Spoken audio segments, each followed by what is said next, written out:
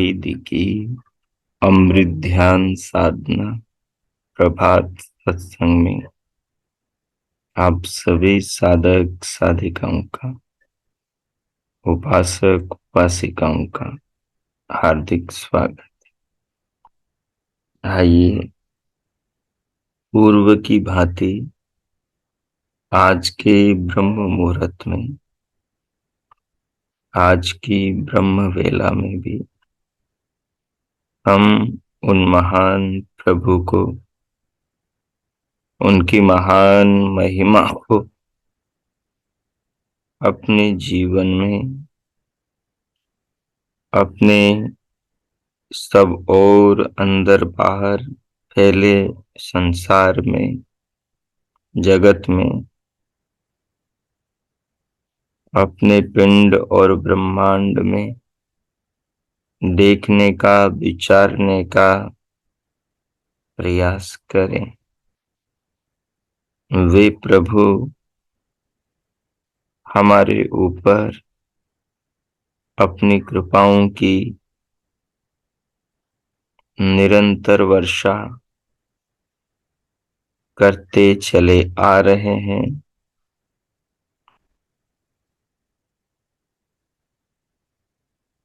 उनकी कृपाओं का जब साधक साधिका, उपासक उपासिका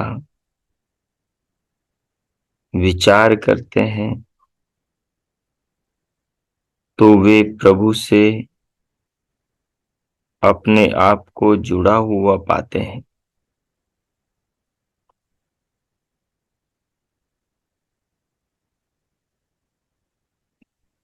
प्रभु के राज्य में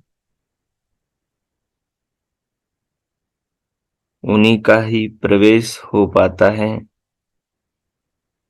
जो अपने हृदय को निर्मल बना पाते हैं, जो अपनी वाणी को सत्य से शुद्ध कर पाते हैं। मलिन हृदय वालों को परमात्मा का प्रेम रस, करुणा रस, उनका ज्ञानामृत उस प्रकार प्राप्त नहीं होता।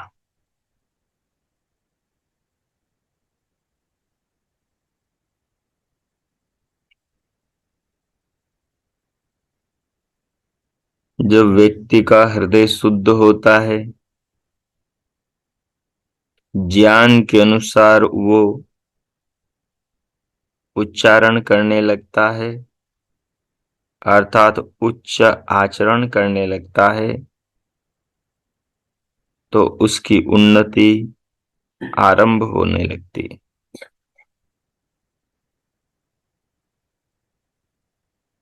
प्रभु का नाम,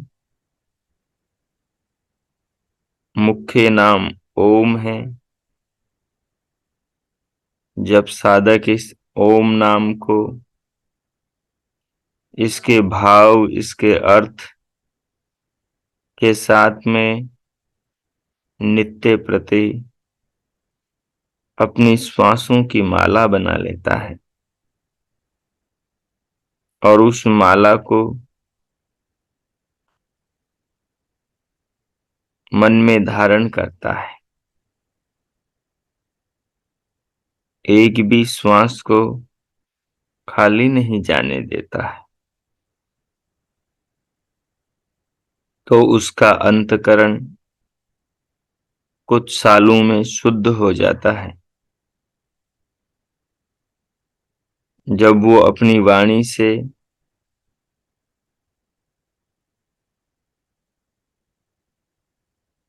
निरंतर शुद्ध उच्चारण करने लगता है, सत्य आचरण करने लगता है,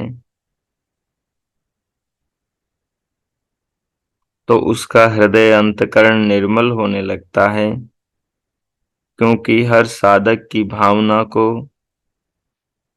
प्रभु हर समय जानते हैं। जो एक समय विशेष पर उन्हें याद करता है, बाकी समय भूला रहता है, आत्म उन्नति को भी मन में नहीं रखता है, जीवन लक्ष्य के प्रति कोई रुचि नहीं रखता है, सांसारिक चीजों में तीव्रता से भटकता है, उस साधक की उन्नति नहीं होती है। फिर प्रभु भी उस पर ध्यान कैसे देंगे जब मानव स्वयं पर स्वयं ध्यान नहीं देगा तो। हमारे पूर्वजों ने प्रभु को बड़ी साधना से प्राप्त किया है। महर्षि वशिष्ठ और माता अरुंधति,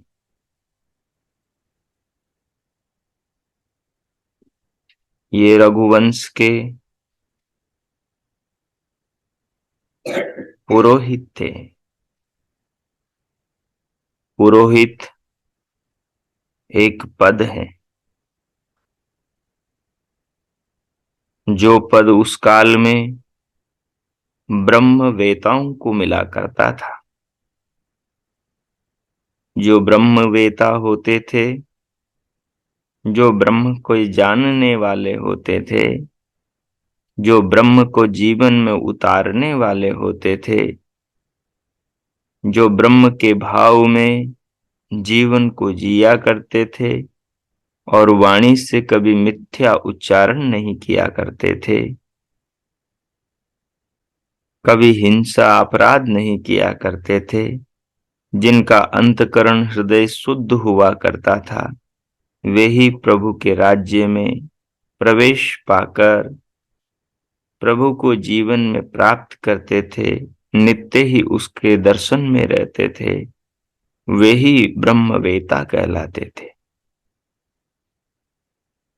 ये ब्रह्मवेता एक पद है, ये एक उपाधि है। पुरोहित एक उपाधि है जो महर्षि वशिष्ठ को प्राप्त थी। वे दोनों माता अरुंधति और महर्षि वशिष्ठ प्रभु के अनन्य उपासक थे। वे 12-12 वर्षों तक तप किया करते थे, निरंतर एक संकल्प के लिए 12 वर्ष तक जिया करते थे। तब जाकर उन्होंने ब्रह्मवेता और पुरोहित पद को प्राप्त किया था। रघुवंश के पुरोहित पद को पाना बहुत ऊंची बात थी। उनके जीवन में आता है कि उन्होंने ब्रह्म की आराधना करके इंद्र को प्रसन्न किया। इंद्र नाम मन का है, इंद्र नाम आत्मा का है, इंद्र नाम राजा का है, इंद्र नाम संपूर्ण ब्रह्मांड के पिता परमात्मा का है। तो उन्होंने ब्रह्म आराधना से संपूर्ण ऐश्वर्यों के स्वामी महाराजा परम राजा इंद्र पर, परमात्मा पर साधना के द्वारा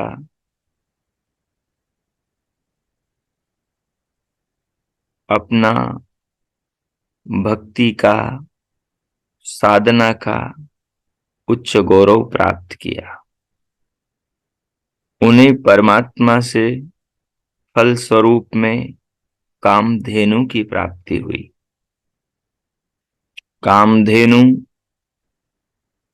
धेनु जो शब्द है उसका अर्थ एक गाय भी है।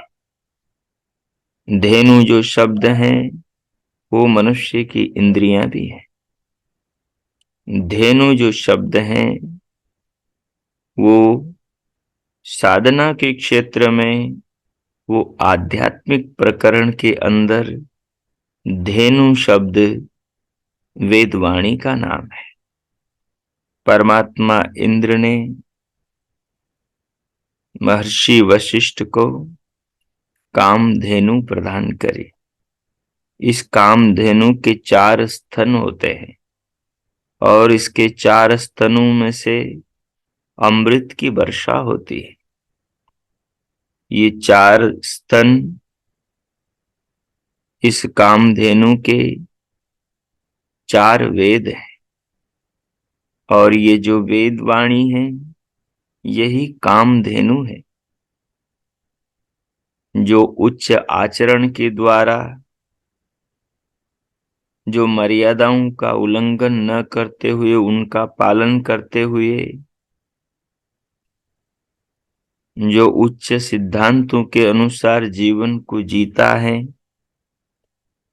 पाप अनाचार अत्याचार झूठ छल कपट को पूर्णतः त्याग देता है, जो कई वर्षों तक सत्य की साधना करता है, अहिंसा की साधना करता है, यम नियमों की साधना करता है, परमात्मा की आराधना उपासना करता है, जीवन को यज्ञ याग बनाता है, उसको इस दिव्य कामधेनु की प्राप्ति होती है और वही कामधेनु का दूध पी पाता है। आज संसार में कामधेनु तो बहुतों को प्राप्त है, लेकिन जो कामधेनु को प्राप्त हैं वे भी संसार में देखो पवित्र हृदय के दिखाई नहीं देते हैं, छल कपट करते हुए दिखाई देते हैं, यम नियमों का भंग करते हुए दिखाई देते हैं, रोते बिलखते हुए दिखाई देते हैं, नाना प्रकार के अपराधों में लिप्त दिखाई देते हैं।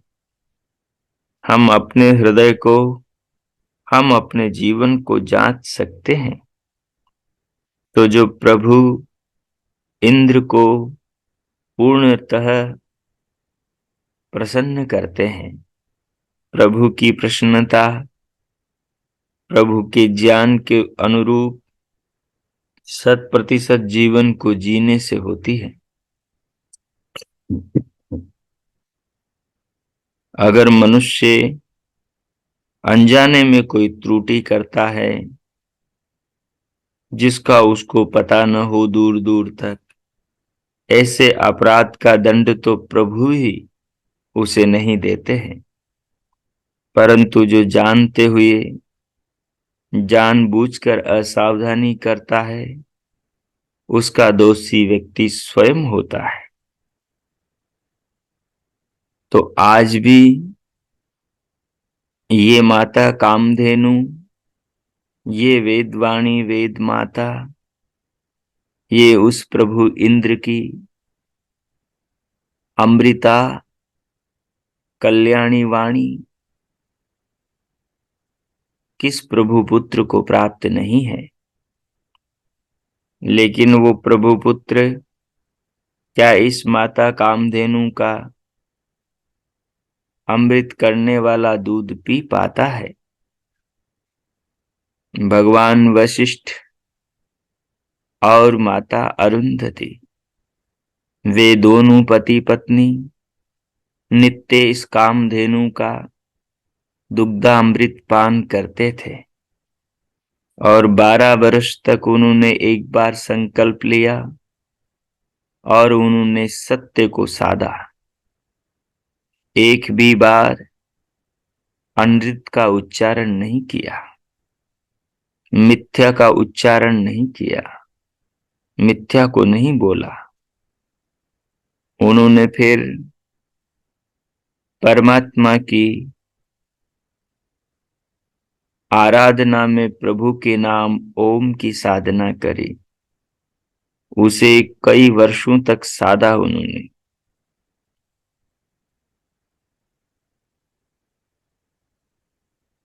और एक भी बार श्वास को प्रभु नाम के स्मरण के खाली नहीं जाने दिया।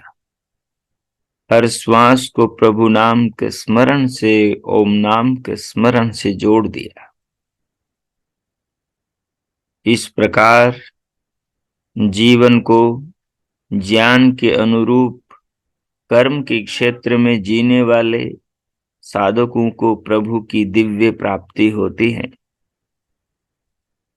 जो केवल प्रभु नाम गुनगुनाते हैं और कर्म तदनुसार नहीं करते हैं। वो तो छल करते हैं, संसार की में दूसरों के साथ में स्वयं को ऊंचा दिखाते हैं और मन से नीचे काम करते हैं। उन्हें कामधेनु के प्राप्त होने पर भी, कामधेनु को दोहने पर भी, उसके दूध का पान करने पर भी वो शुद्ध नहीं होते, क्योंकि कामधेनु का जो विशेष अमृत है वो तभी प्राप्त हो पाता है जब उसको शुद्ध अंतकरण से कोई पान करना चाहे।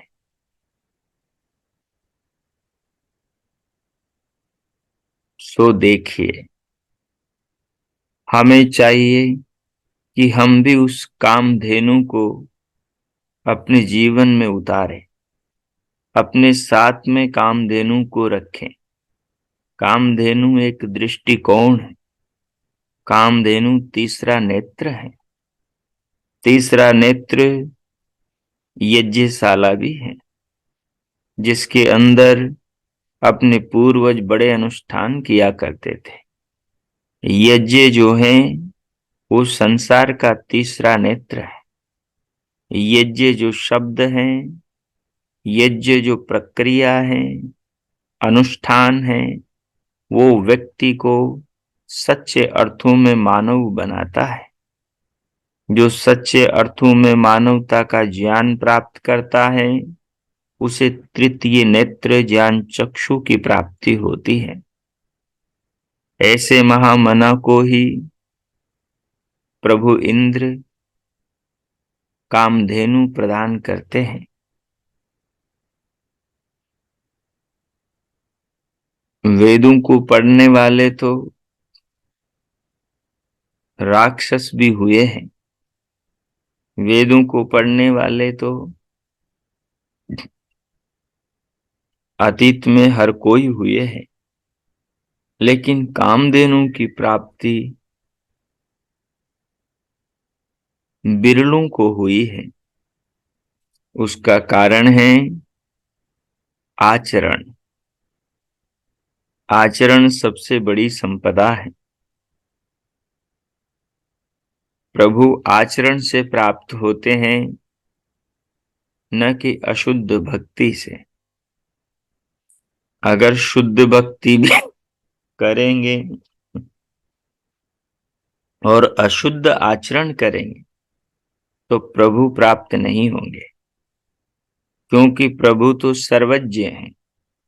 हम उनकी वेदवाणी को उच्चारण करते हुए उसको जगत में फैलाते हुए यदि उस पर आचरण नहीं करेंगे तो फिर भी हमें वो फल नहीं मिलेगा जो मिलना चाहिए।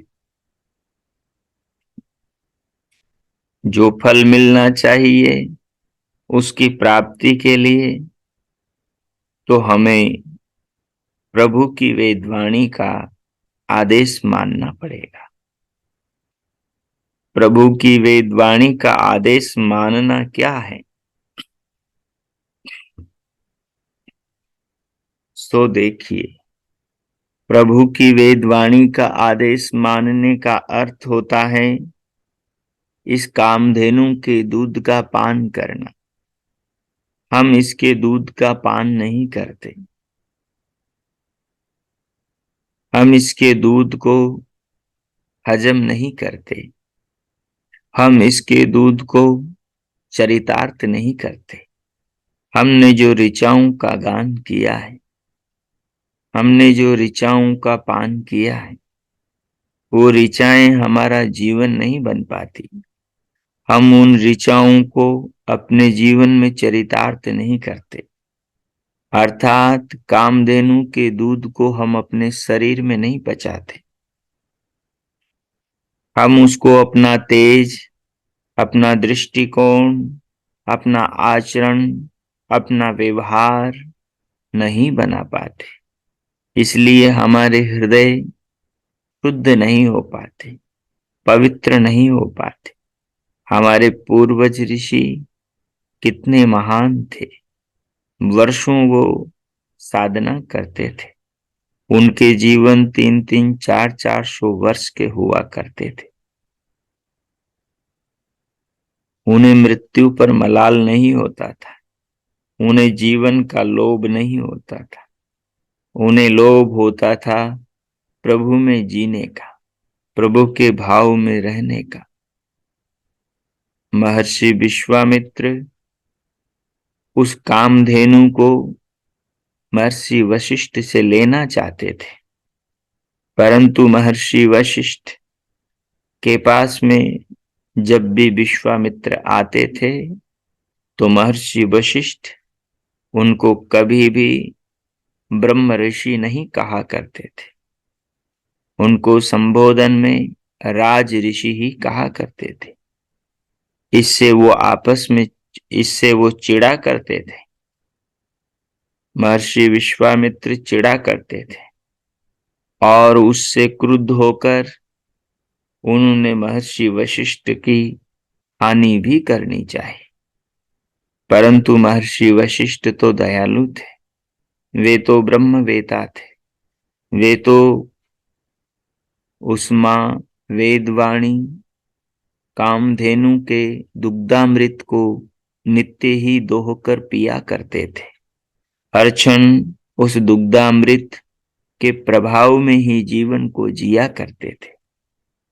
उन्होंने कामधेनु प्रदान नहीं करी, उन्होंने उन्हें ब्रह्म ऋषि नहीं कहा, तो उन्होंने बड़ा अनिष्ट किया।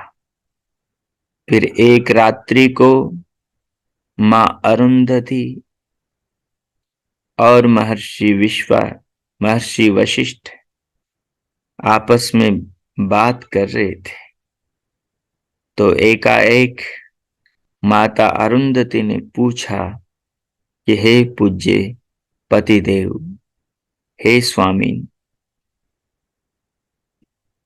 देखो सामने से ये कौन दिव्य पुरुष आता है। तो महर्षि वशिष्ठ कहते हैं, देवी, ये तेज तो महर्षि विश्वामित्र का है। तो माता अरुंधति कहती है, नाथ, आप उनको क्रोध क्यों दिलाते हैं? आप उनको ब्रह्म ऋषि क्यों नहीं पुकारते हैं? तो महर्षि वशिष्ठ कहते हैं, देवी, उनके अंदर ज्ञान तो बहुत है, परंतु विनम्रता नहीं है। ज्ञान का फल विनम्रता है। जब ज्ञान विनम्रता में परिणत हो जाता है तो ज्ञान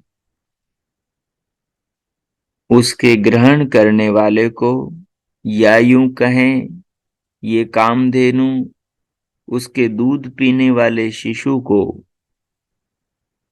आशीर्वाद देती है। तो महर्षि विश्वामित्र में अभी विनम्रता की न्यूनता है, उनमें ज्ञान का अहम है। इसीलिए वो अपने हाव भाव, अपना स्वरूप आक्रामक राज ऋषि जैसा बनाकर चलते हैं, इसलिए हम उन्हें राज ऋषि उच्चारण करते हैं। परंतु यदि वो अपने अंदर विनम्रता को धारण करें, विनम्र हो जाएं, ज्ञान के अनुरूप अपने स्वभाव को बनाएं, तो फिर वो उस गौरव को पा सकते हैं। इस वार्ता को छुपकर अकस्मात महर्षि विश्वामित्र ने सुना और उन्हें बड़ा पश्चाताप हुआ। उन्होंने फिर सम्मुख आकर महर्षि वशिष्ठ से प्रार्थना करी, क्षमा याचना करी। उसके बाद उन्होंने जब स्वभाव को बदल लिया, उन्होंने जो ज्ञानामृत का पान किया था उसके अनुरूप अपने स्वभाव को बना लिया, अहम का त्याग कर दिया, ज्ञान के अभिमान का, तो फिर उन्होंने महर्षि वशिष्ठ से ब्रह्म पद को पाया, अर्थात ब्रह्म ऋषि उपाधि को पाया। तो हमारे अतीत में जो हमारे पूर्वज थे, वो कर्म में जब व्यक्ति उस ज्ञान को परिणत कर देता था, जब व्यवहार में, आचरण में उस ज्ञान को उतार लिया करता था स्वयं में और जीवन में उसे जिया करता था, तो फिर उसे उन दिव्य उपलब्धियों की प्राप्ति हुआ करती थी। अब आज के युग में ऐसा नहीं देखने को मिलता। जिनके पास में ज्ञान है उनके जीवन में भी यम नियमों का आचरण नहीं है, इसलिए उन ऊंचाइयों को वो प्राप्त नहीं है। तो हमें मुख्य रूप से प्रभु के ज्ञान के अनुरूप अपने कर्मों को बनाना चाहिए। जब अपने कर्मों को हम प्रभु के ज्ञान के अनुरूप बनाएंगे, अपनी सारी साधना को, सारे चिंतन मनन को अपने ज्ञान के अनुरूप जीने में लगा देंगे, तो हमें धीरे धीरे हृदय की निर्मलता और बुद्धि की विशिष्टता प्राप्त होने लगेगी। जब बुद्धि विशेष खुलेंगी, जब बुद्धि का विकास होगा, जब हृदय निर्मल होगा, अंतकरण के संस्कारों का शुद्धिकरण होगा, तो अपने आप जो आज दिखाई नहीं दे रहा है, जो आज समझ नहीं आ रहा है, जो आज ऊंची अवस्थाओं में प्रवेश नहीं हो पा रहा है, वहां प्रवेश होने लगेगा, वो दिखाई देने लगेगा, वो ऊंचाई प्राप्त होने लगेगी। इसलिए हम मुख्य रूप से कर्मों पर ध्यान दें, ज्ञान प्राप्त करें और ज्ञान को कर्मों में परिणत करें।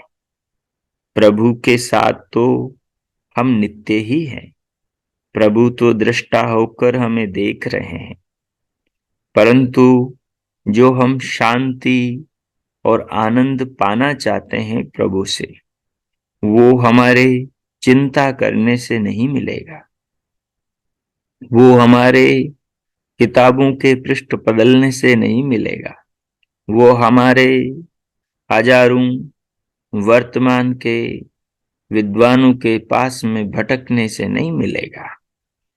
वो तो हमें प्रभु की वाणी में जो जीवन जीने का निर्देश दिया गया है, उसको जीवन में चरितार्थ करने से ही मिलेगा।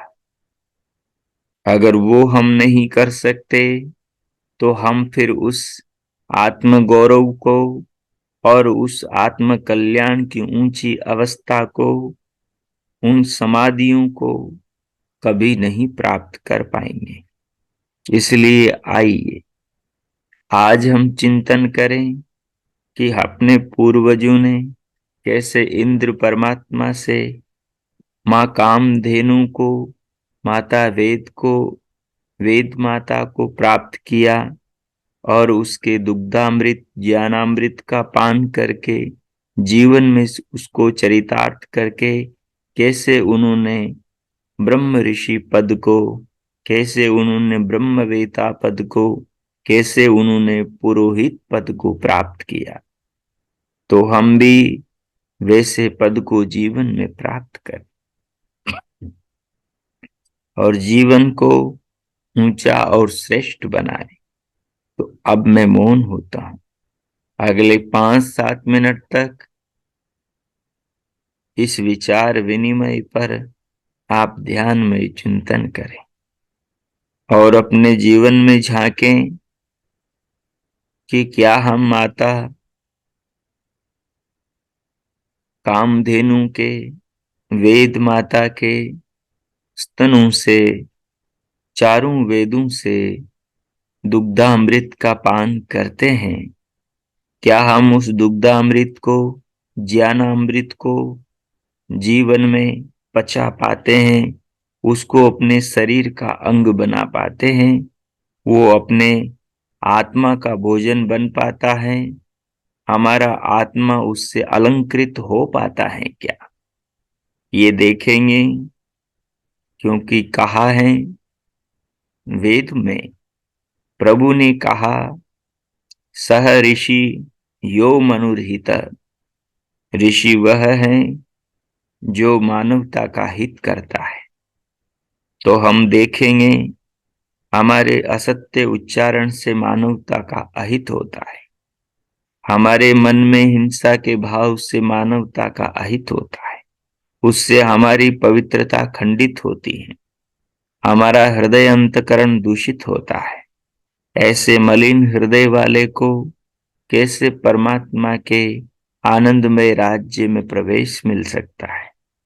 तो हम विचार करें, अपने जीवन की कमियों को देखें और दृढ़ संकल्प के साथ में फिर आगे बढ़ें कि जैसे प्रभु की वाणी, इंद्र की वाणी, ये कामधेनु, ये जगत कल्याणी माँ वेद वाणी कहती हैं, तदनुसार जीवन को बनाएंगे। फल तो प्रभु के हाथ में है। हम तो श्रेष्ठ से श्रेष्ठ उत्तम कर्म करके दिखाएंगे। हमारी निष्ठा, हमारा समर्पण, हमारा कर्तव्य कर्म के प्रति है। फल तो प्रभु के हाथ में है। सो आइए, जिस किसी आसन में आप बैठे हैं, आलती पालथी में बैठे हैं, उसे व्यवस्थित करें। कमर, पीठ, गर्दन को सीधा सहज रखें, हथेलियों को गोद में रखें, नेत्रों को बंद, पलकों को सहज करें। मुखमंडल पर प्रसन्नता, हृदय के अंदर माधुर्यता, जीवन के प्रति निष्ठा और प्रभु के प्रति समर्पण। बाहर से भीतर आती श्वास को लंबा गहरा लयबद्ध करें, उसके साथ प्रभु का भाव जोड़े, उसे भीतर लेते हुए धीरे धीरे अनुभव करें। अनुभव करते हुए भीतर इकट्ठा करके रोक ले। उसके बाद दोनों कानों के आकाश में दिव्य नाद सुने। दिव्य नाद से अपने भीतर गंभीरता लाएं। भ्रिकुटी में दिव्य प्रकाश देखें, उससे अपने अंदर दिव्यता लाएं और फिर इन सब को करते हुए साथ में प्रभु नाम का मानसिक उच्चारण करें, उसका जप करें और उसके भाव में स्वयं को डुबो दें कि प्रभु सर्वरक्षक हैं, सब लोकांतरों की और हम प्राणियों के शरीरों की रक्षा कर रहे हैं नाना भांति से। हम पुत्र पुत्रियों का उद्देश्य हैं कि हम अपने पिता के आदेश का वेदादेश का पालन करें। तो जो चिंतन हमने अभी किया है उस चिंतन को फिर प्रारंभ करें, अपना आत्मनिरीक्षण करें। ये सबसे ऊंची विद्या है। आत्मनिरीक्षण से ही व्यक्ति अपना परिवर्तन, सुधार, विकास करता है, उत्थान करता है, पतन से स्वयं को बचाता है। तो अब मैं मौन होता हूं। आगे आप 5-7 मिनट तक ये ध्यानमय चिंतन करें। ओम कीजिए।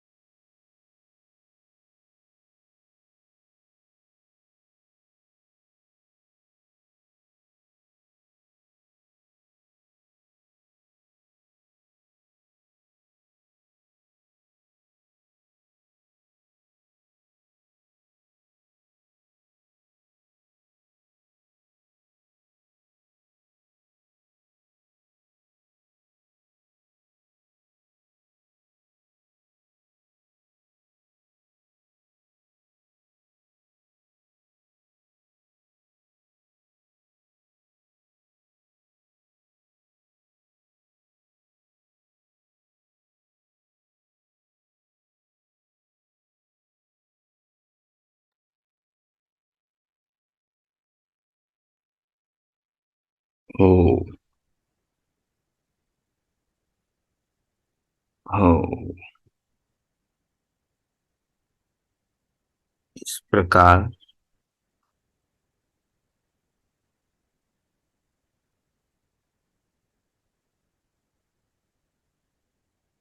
अपने जीवन में अपनी साधना के क्षेत्र में ज्ञान के अनुरूप हमारा जीवन व्यवहार कितना होता है, कैसा होता है, इस पर विचार करते हुए जो आपने महसूस किया है, जो समझा है कि यहाँ यहाँ पर गलती होती है, तो उसको सुधार करना, साधना में आगे बढ़ना और उस पर ध्यान नहीं देना, साधना के क्षेत्र में आध्यात्मिक उन्नति की हानि करना है। सो इस प्रकार इस चिंतन को आत्मसात करते हुए अब स्वयं को भीतर से बाहर स्क्रीन पर लाएं।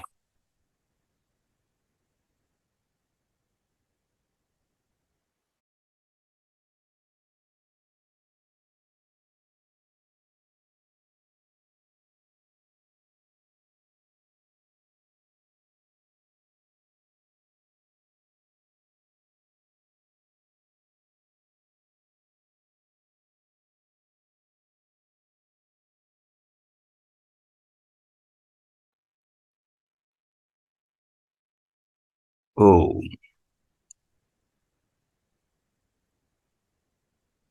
जैसा कि हम पीछे से श्रीमद् भगवत गीता का निरंतर स्वाध्याय करते चले आ रहे हैं,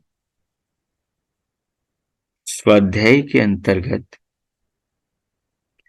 हमने पीछे 55वां और 56वां द्वितीय अध्याय के 2 श्लोकों का स्वाध्याय किया और उनमें 55वें श्लोक का एक एक शब्द की गहराई का चिंतन हमने कल किया। आज हम 56वें श्लोक को देखते हुए आगे बढ़े। 56वें श्लोक में श्री कृष्ण अर्जुन से ये कह रहे हैं कि व्यक्ति मुनि कैसे बनता है, उसका व्यवहार कैसा होता है। क्योंकि अर्जुन ने जब पूछा कि जो स्थित प्रज्ञ है उसकी भाषा, वो बोलता चलता कैसे है,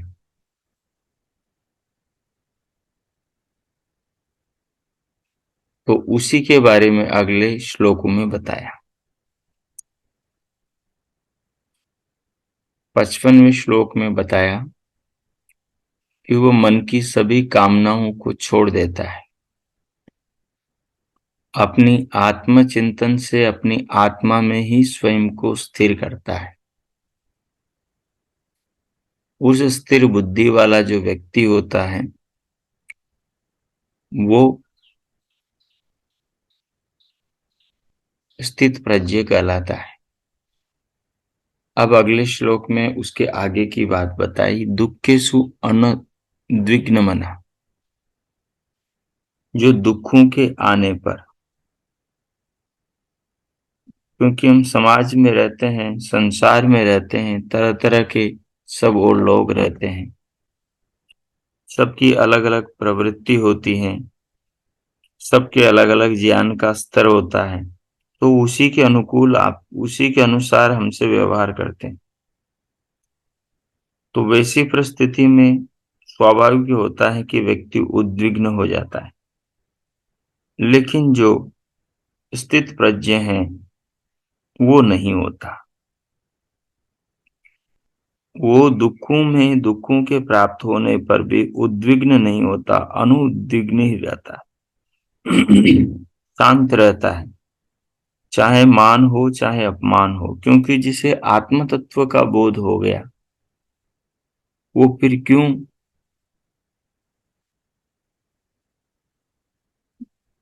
मान अपमान, निंदा, यश अपयश में फंसेगा? नहीं फंसेगा।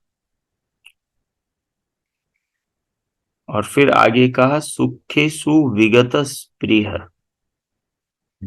सुख की अवस्था में, सुख के प्राप्त होने पर विगत प्रिय, कहते हैं कि सुख में जो उसे सुख की अनुभूति या जो सम्मान, जो प्रशंसा उसकी होती है, जो उसको अपने अनुकूल फल मिलता है, तो उस अनुकूल परिस्थिति को पाकर यदि मन में ये भाव आ जाए कि ये स्थिति बनी रहे, तो फिर वो स्पृह वाला हो जाएगा, राग वाला हो जाएगा, और उस सुखद परिस्थिति को पाकर भी उसके मन में उस सुखद परिस्थिति के प्रति आसक्ति न बने। क्योंकि जब मनुष्य कर्म करता है, लक्ष्य की ओर बढ़ता है, तो वहां संघर्ष होता है, परिश्रम करना पड़ता है। और परिश्रम में जो शरीर क्लांत होता है, थकता है, तो वो थकावट को ही दुख कहते हैं। और जो इस थकावट से द्वेष करें और उस शरीर के इंद्रियों की उपशांति से राग कर लें, तो वो व्यक्ति फिर सुखों से ऊपर और दुखों से ऊपर नहीं उठ सकता। इसलिए कहा जा रहा है कि सुखद परिस्थिति के मिलने पर भी वो स्थिति ऐसी ही बनी रहे, ये भाव अपने मन में इस- स्थित प्रज्ञा वाला व्यक्ति नहीं लाता, यानी स्थित प्रज्ञ नहीं लाता। ऐसा करें, सुखद स्थिति आए दुखद स्थिति आए, वो अपने लक्ष्य पर स्थिर रहता हुआ आगे बढ़ता है। फिर आगे कहा वीतराग भय क्रोध। वीतराग भय क्रोध विगत राग यस्य, जिसका राग चला गया वो वीतराग है। दो चीजें और बताई, भय और क्रोध।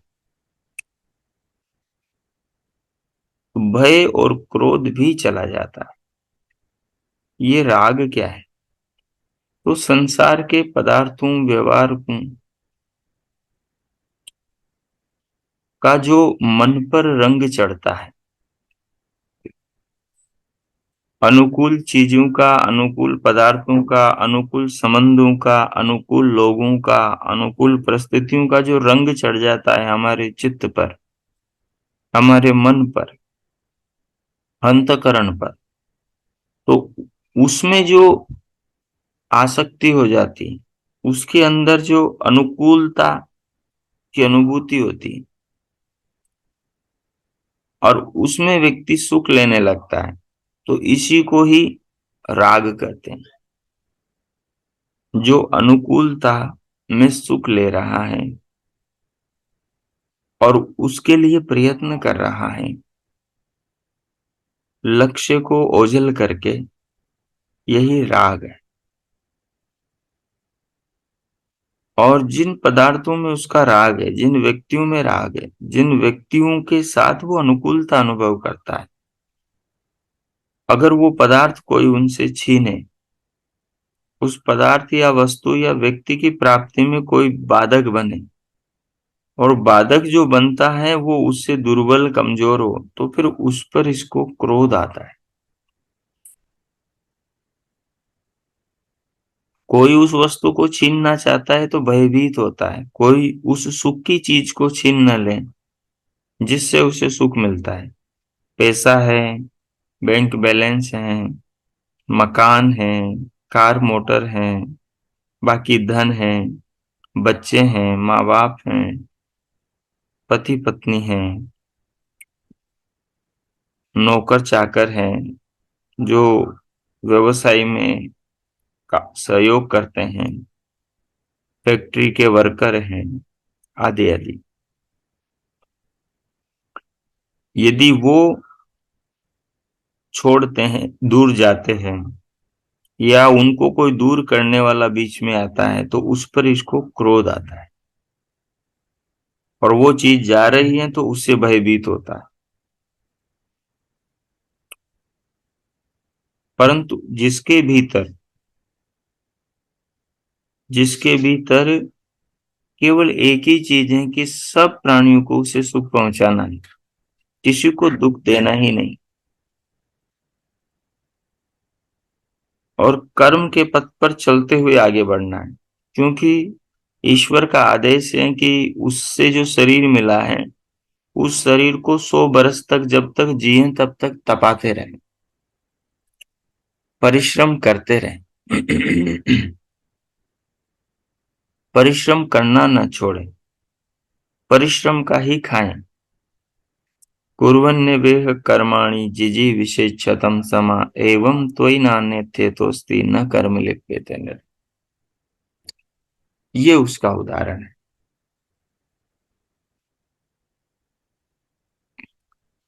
तो ऐसा जो व्यक्ति है, जो दुखों में दुखी नहीं होता, अनद्विग्न मना यानी दुखों में उद्वेलित नहीं होता, परेशान नहीं होता, तनाव में नहीं आता, और सुखों में फूल करके या प्रसन्नता में, खुशी में कुप्पा नहीं हो जाता, यानी नाचने गाने नहीं लग जाता, 10 लोगों को फोन करके नहीं बताता, सहज रहता है। और विगत राग भय क्रोध, जिसका राग चला गया, उसका भय और क्रोध भी चला जाता है। तो राग भय और क्रोध से रहित, सुखों में आसक्ति से रहित, दुखों में द्वेष से रहित, ऐसा जो सहज बुद्धि का व्यक्ति है, स्थित धीर मुनिरुच्यते, कहा वो स्थिर बुद्धि वाला, धी यानी बुद्धि, स्थित यानी स्थिर, बुद्धि वाला मुनि, मुनि उच्यते कहा जाता है, उसको मुनि कहते हैं। तो ये मुनि की परिभाषा है।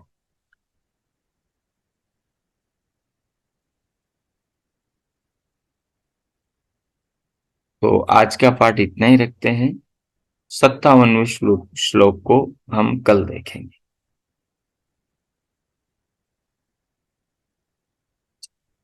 अब 2 मिनट इस पर आप ध्यान में ही चिंतन करें, और फिर हम शांति पाठ करें। ओम। कीजिए।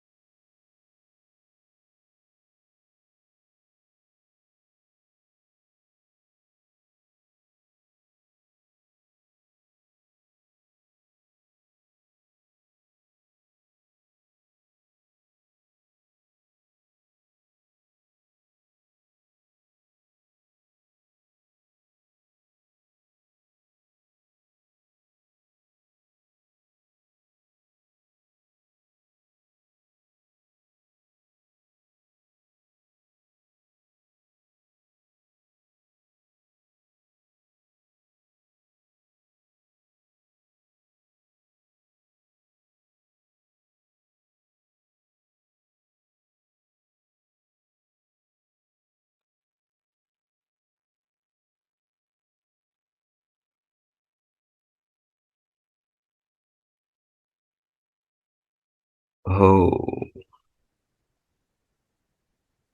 इस प्रकार गीता के श्लोक के भाव को आत्मसात करते हुए, प्रभु का धन्यवाद करते हुए, महापुरुषों के प्रति सद्भावना हृदय में रखते हुए अब हम शांति पाठ करेंगे। ओम